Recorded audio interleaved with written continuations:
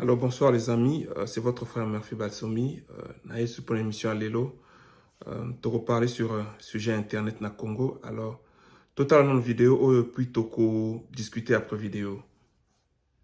L'Europe, le Moyen-Orient et l'Asie sont bien connectés, ce qui est moins le cas de l'Afrique. Il y a bien des câbles qui en font le tour, mais le problème c'est que beaucoup de pays africains côtiers ne sont connectés que par un ou deux câbles et sont donc vulnérables face aux coupures. Par exemple, le 16 janvier 2020, des ruptures ont eu lieu sur les câbles WACS et SAT3 à 300 km au large des côtes de la République démocratique du Congo. De nombreux pays ont été plus ou moins gravement impactés, et surtout la RDC, où la situation n'est revenue à la normale que 3-4 jours plus tard. Donc il faut se rendre compte qu'avoir une connexion dégradée pour un particulier, ce n'est pas forcément dramatique, mais en revanche, pour une entreprise qui aurait besoin d'une bonne connexion continue pour travailler, ça peut être plus embêtant. Donc ce genre de coupures sur les câbles sous-marins ne sont pas anodines et peuvent impacter l'économie d'un pays ou freiner son développement. Ensuite, une fois qu'un pays est connecté par un câble sous-marin, il faut déployer le réseau de fibres terrestres pour donner accès à l'Internet haut débit. Et là, les choses se compliquent puisque la possibilité de déploiement dépend tout de suite de beaucoup plus de facteurs, et notamment la géographie du territoire concerné. Restons en République démocratique du Congo. C'est un territoire immense, recouvert en grande partie de forêts tropicales et peuplé de 84 millions d'habitants, dont moins de 9% avaient accès à Internet en 2019. Le pays a bien un accès à la mer via une petite façade maritime, mais qui est isolé du reste de son territoire. Et vous voyez ensuite que le réseau de fibres atteint la capitale, Kinshasa, puis se dirige vers le sud pour alimenter les régions peuplées des Kasaï occidentales et orientales, puis le Katanga. En revanche, les régions dans l'extrême est du pays, les nord et sud Kivu, l'Ituri, la région de Kisangani au cœur de la forêt, et le nord-ouest sont dépourvues de réseaux terrestres alors qu'elles abritent également des populations importantes. Donc la situation géographique du pays, associée évidemment à plein d'autres facteurs comme l'instabilité politique, économique et sociale, rend difficile l'installation des infrastructures nécessaires. Il faut se rendre compte que les régions de l'Est sont à 1500 km à vol d'oiseau de la capitale.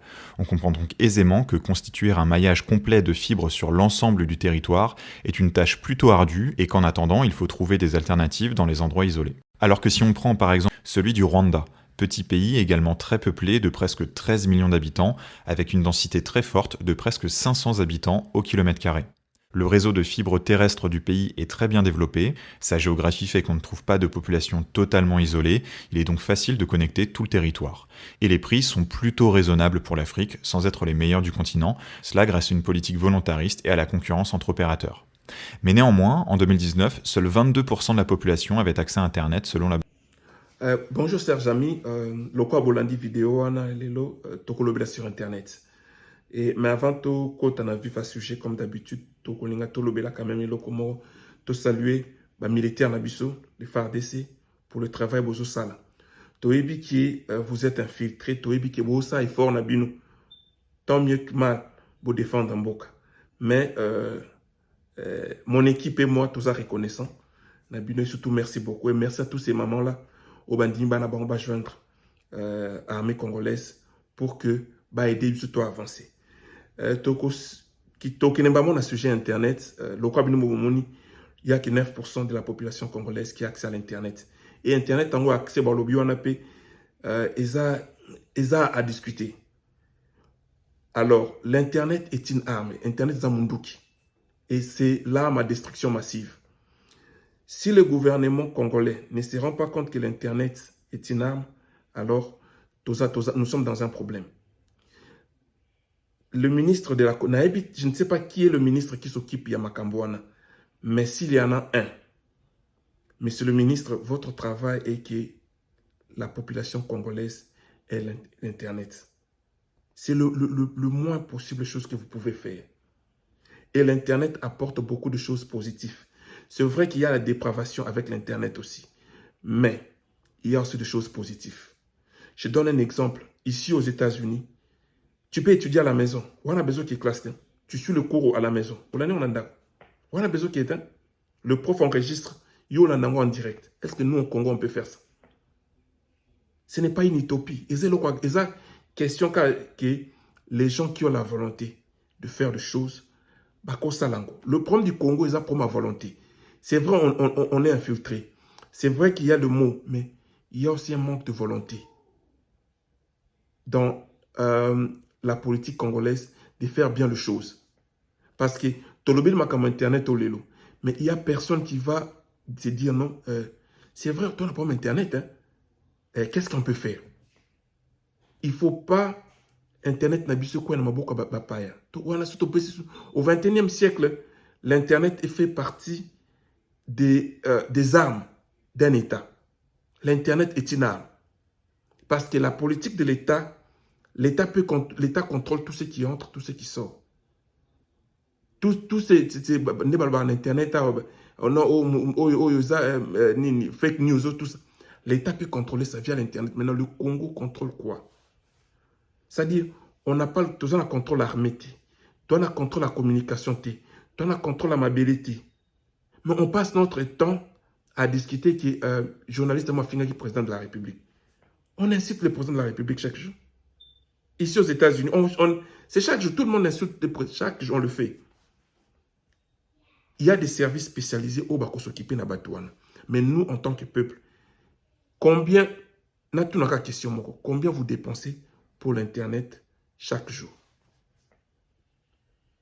Dans les pays sérieux, on a pris cet exemple ici aux États-Unis, on a fait Internet dans $50 par mois. 50 par mois. C'est vrai au Congo, ils ont bon mais aux États-Unis, $50 par mois, c'est très abordable. Parce que Internet n'a pas surtout. Je peux suivre le col à la maison. Mais l'État contrôle. Le problème du Congo, on prend les domaines vitaux, on les donne aux étrangers. Et puis on commence à pleurnicher après en disant que non, mais c'est d'abord nous-mêmes. Nos députés, nos députés, on vous paye $21 000 par mois. Que faites-vous? Vous passez votre temps, même les députés dans notre pays, pas comme les Libanais, même les députés. C'est-à-dire les gens, les élites du pays, c'est des étrangers. C'est quoi ça? Le président de la République dit je vais faire des milliardaires. Mais c'est le président de la République, vous ne pouvez faire des milliardaires quand vous prenez le marché local, vous donnez aux étrangers. Ça ne marche pas comme ça. C'est dire quelque chose et son contraire. Vous avez dit vous allez développer le Congo et comme le l'Allemagne. Mais on n'a pas d'Internet, monsieur le président. L'Internet, on n'en a pas. La communication que vous utilisez est entre les mains des étrangers. Est-ce qu'il faut avoir un diplôme pour comprendre ça? Est-ce qu'il faut être licencié pour comprendre ça? Parfois, on n'a pas besoin de tous ces licenciés. Généralement, au Congo, vous allez voir, on a des ministres qui va titre na bango, tu as foi au dos. Mais tu le vois faire des choses, tu te dis, c'est un gamin ou c'est un intello. Le problème de l'Internet est un problème capital, monsieur le président. Il faut vous y pencher. La loi de la programmation. L'armée doit avoir son propre Internet.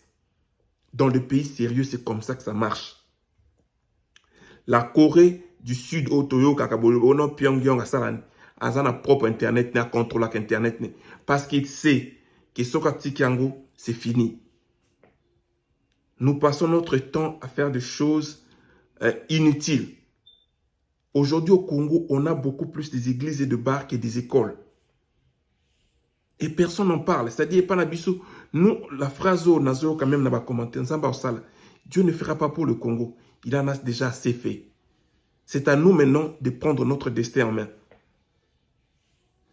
Mutu azali na Internet, domaine Internet, n'a beaucoup naï. Chers frères congolais, il faut tout naï. Les gens de l'IDPS, vous êtes au pouvoir. C'est vous qui êtes au pouvoir maintenant. Quand vous étiez à l'opposition, ça va tout conseil. Si on arrive au pouvoir, on va faire ça, on va faire ça. Topé Sibino crédit en disant que le président avait des mains enchaînées. Il n'avait pas l'armée, il n'avait rien. C'est un crédit qu'on vous le donne. Maintenant qu'il a l'armée, mais il y a des choses où à quoi bien faire en go. Est-ce que dans l'IDPS, il n'y a pas une personne, moi à cause de non, Nasa non comme Internet où ils acabent Congolais, n'a pas Congolais. Qui le Congolais commande, babandi bandé bandeli. C'est-à-dire, vous avez Internet à haut débit. Landango, mettez des choses sérieuses. Faites pour une fois, faites quelque chose de sérieux. Parce que sur votre Internet, vous n'aurez pas besoin de Tinda, Fumuntoto, à expliquer comme président Zosala. Vous n'en avez pas besoin. Parce que si on t'a le beau, bon, au moins Internet, au salé là, on a. Au fini, besoin maman Internet. Au foutu comme l'autre. C'est le chef de l'État qui l'a fait. Comme tout béton. Mettez Internet béton. Internet béton. Ça, on a bien le soft power. Ils ont pouvoir à ma casse. Donc, n'a aussi chité dans la vidéo en disant tous les gens qui aiment le Congo, apportez votre contribution positive. Dites quelque chose qui ne va pas. Nous ne sommes plus dans un moment où il y a fanatisme. Dans cette chaîne ici, fanatisme est zate. Quand le président fait bien, il a très bien fait. S'il fait très mal, il fait très mal. Pour que le Congo avance, il faut tout l'esprit autour d'un Kalakobine et la batte, si le président fait très bien, il le fait bien. S'il le fait mal, il le fait mal. Le fanatisme, le tribalisme amène le chaos au Congo. L'Internet est une arme à destruction massive si on le laisse à la portée des étrangers. Je vous remercie et si vous avez aimé la page, boutique à commentaires et on se voit à la prochaine.